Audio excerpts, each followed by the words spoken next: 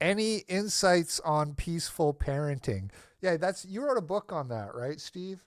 I'll Yeah, just give my 2 cents first here, since you're the expert. rip it. I was not raised peaceful parenting. I'll just put it that way. I'll spare you guys the details. But for a long time, I had this attitude that you see in a lot of people where it's like, you had this kind of mentality of like, oh, that person's a fuck up because their dad never beat them.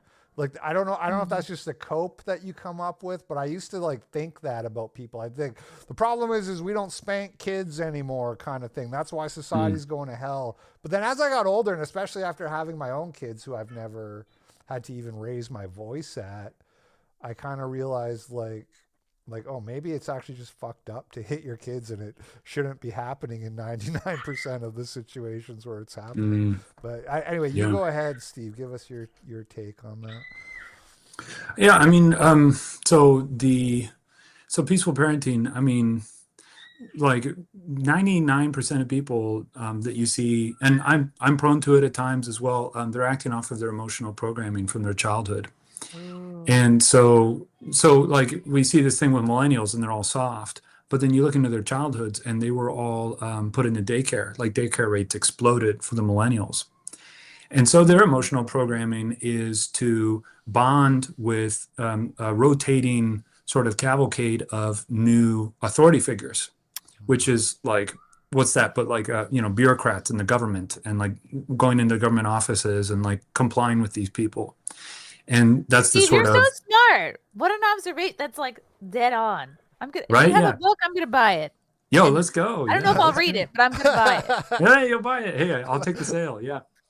So, and if you've ever been to one of these big liberal cities where the millennials, all the hipsters like run everything, and I mean, that's the vibe. It's like a daycare vibe. I mean, you even have like in Manhattan, like daycare for adults and stuff like this. Right, Take they made naps it and coloring shit. in that, Yeah. and you have these shared office spaces, which again is, yeah, kind of a daycare vibe. Yeah, I see where you're going. Yeah. Yeah, so people are resultant of the emotional programming they receive in childhood. And so, well, some people say, well, let's make it aggressive again so we can have an aggressive society so we can deal with these problems. But peaceful parenting is this approach, it's a negotiative approach without punishment. So you're not prepping children for authorities.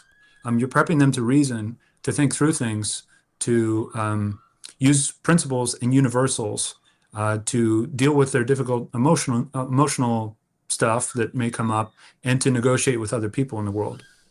And when you get someone that's programmed like that, they end up kind of like me. Like I'm actually a pretty good example. Like I'm an Aristotelian mean of a lot of things. Like, I'm strong, but I'm not like aggressive. Um, I don't have any like big appetites or anything. I've done really well financially. I'm well regarded by my peers and this sort of thing. So I live the message essentially of peaceful parenting. And so I want to live in this kind of world. My life is like a dream. I mean, I could just go on and on. But I have a really wonderful life. And that's because what I did was I deprogrammed the emotional programming that I was raised with. And then through self knowledge, I built up a new life philosophically that is to do with principles. And so that's why I can sort of champion peaceful parenting. It makes sense for me because it's something I did for myself. Okay, let me And the ask you. more, Let me ask you something, Steve, because I have a son who's 3.5, and he has these occasional emotional meltdowns, and where he'll just yell and yell, and we've been struggling with it. We recently, I put him in a timeout for the first time ever. I was like, "You're going in a timeout, buddy. You're going in your crib," and Mm. I feel like trying to like when he's in one of these states, like trying to sit down and have like a dialogue just isn't gonna fly. What is Mm. your advice? Like, is it just a matter of doing the dialogue when he's calm at some other time, or no, so he's angry. I mean, he's melting down, so that's Mm. anger. So you ask him what he's angry about, and he's Mm. 3 years old, so he's not going to fully have the language. So you just have to be patient with that. But you just ask him what he's angry about, and you accept whatever he tells you, and then you help him through that. So, like obviously we try to talk to him, but he'll just keep yelling the same thing over and over. I don't know if well, it's a touch of the tism or what. but it's No, you have to ask. I mean, you have to ask with curiosity, right? Talking to a person to manage them, to say, well, your behavior, like I need to talk to you and kind of like manage that and make that, I need to contain that. People don't like being treated that way.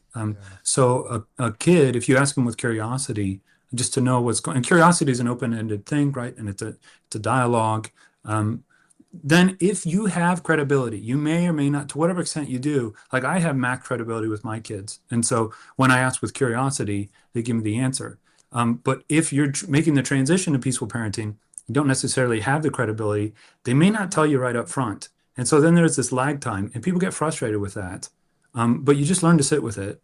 And eventually when you have the credibility by showing consistent curiosity, they'll give you the answers. They'll be more forthright with you more readily.